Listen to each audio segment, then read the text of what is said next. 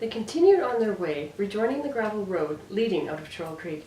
Dana was relieved to discover her pack was waterproof after her plunge in the mud hole. Everything inside it was still dry. As they rode, Dana noticed how quiet it was. No sirens blaring or horns honking. Just the sounds of their bike tires rolling along on the gravel. Amy rode up beside her. This time she had a determined look on her face. That was the easy stuff. Let's see if you can really ride. She took off down a narrow side trail. Dana plunged through the bushes after her. Branches scratched at her face, but she ignored them.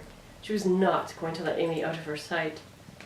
Amy's trail twisted and turned so many times, Dana lost track of what direction they were going. They'd been riding south, away from the field station, but now she had no idea where they were. Since Amy showed no intention of slowing down, Dana focused on following the back of her bike. Finally, after what felt like forever, Amy stopped. Dana's legs were shaking. They had been riding so hard. Amy showed no signs of being tired. She took a drink from her water bottle and stared over Dana's shoulder. Dana turned her head. Even her neck hurt. Behind her, the bushes swayed in a light breeze. There was no sign of Jack. "Come on, Jack," Amy muttered. They waited. No Jack. Amy fidgeted. Dana played with a gear shifter. Still no Jack. Jack!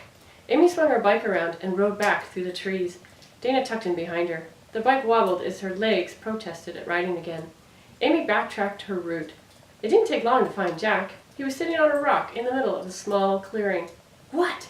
Amy said as she stopped beside him. "Are you—" "I'm fine," he snapped. "Why should I ride? You're going in circles. Are you going to take us to the cabin, or are you waiting for Dana to drop dead?" "We're having a good ride," Amy protested. "If you're so worried about poor Dana, we should have left her at the house." "I'm okay," Dana said. "I can keep going."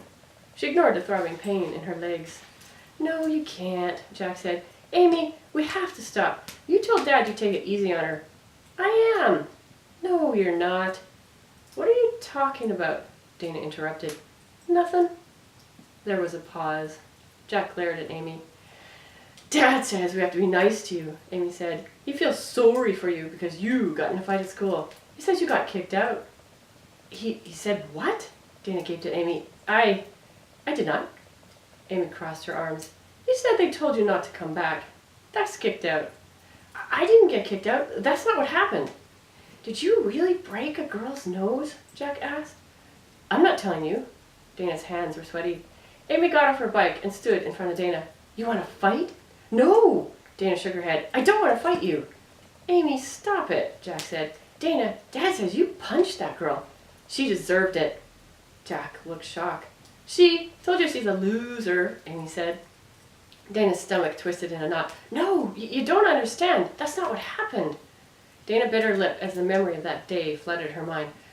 "That girl, she—" A lump swelled in her throat. Amy leaned forward. "She what?" Tears stung Dana's eyes. The black cloud that seemed to close in on her that day pressed down on her. She blinked hard and yanked her bike roughly around. "I don't want to fight. Just leave me alone." Dana pushed off with her foot. "Dana, wait!" Jack called after her. "No!" Dana shouted over her shoulder and kept riding. Hot tears flowed down her cheeks. She shook her head, trying to knock the final scene out of her mind, the look of shock on the other kids' faces. They didn't understand. Amy and Jack would never understand. She rode out of the bushes and onto the gravel road and guessed at which way they had come. Her legs were numb, like someone else was pedaling. What was she going to do about school?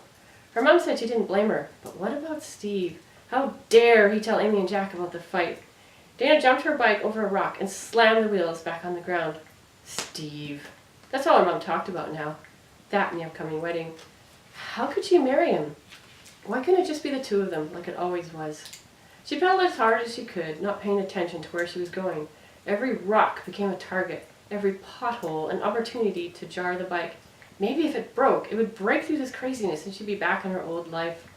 She was so intent on smashing the bike, she didn't see the gravel road deteriorating into a dirt track. It was not until the tires slipped on the muddy grass that she looked up and saw the cliff looming before her. No! She locked her brakes, but it was too late. The bike tires slid on the grass, straight for the drop. She dove for the last remaining ground as her bike plunged over the cliff. "Help!" she screamed, pulling at chunks of grass as she fell over the edge. A tree root stuck out from the side of the bank, and she grabbed it with one hand. It jerked under her weight, but held.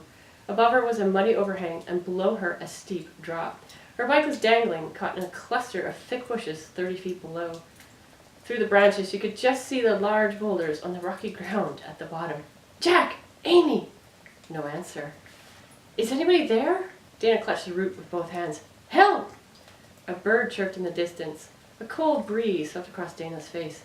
"Now what?" Dana said. She had fallen into a narrow gorge, but the other side was still too far across to reach. She looked down at her bike, hanging in the bushes below. "Ooh, that's a long ways down," she said. "Amy! Jack! Help!" Nothing. "Come on!" She kicked at the dirt, trying to get a foothold. A chunk of earth broke off and crashed down below. She pressed her feet into the small crack and shifted the weight onto her foot, easing the pressure of her arms. She braced her other foot against the wall. "Okay, that's better. Help!"